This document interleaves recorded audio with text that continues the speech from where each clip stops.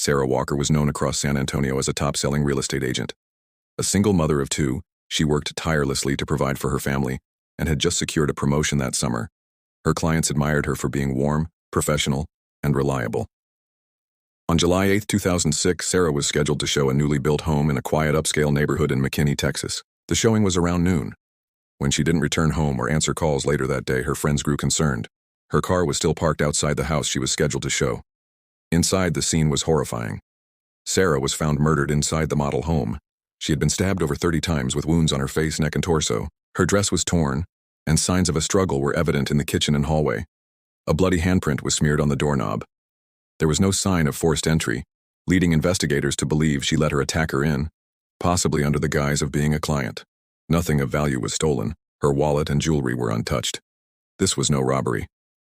The case immediately gained national attention, especially among real estate professionals, many of whom expressed concerns about showing homes alone. Detectives interviewed other realtors in the area and clients who had appointments with Sarah. One name stood out: Brandon McIntosh, a 25-year-old man who had met Sarah a week before the murder during another open house. He had asked unusual questions, according to Sarah's colleagues, about security systems, neighborhood surveillance, and whether she worked alone. Still, there wasn't enough to hold him. Investigators turned to forensic evidence. Under Sarah's fingernails, they found skin tissue, likely from her struggle with the attacker. A partial DNA profile was built from the sample. Over the next several months, leads dried up, until a random assault arrest in Nevada gave them a match. In January 2007, police arrested Kosul Chantakumane, a 27-year-old man, for a different incident involving a stolen vehicle. His DNA was entered into the database. It matched the DNA under Sarah's fingernails.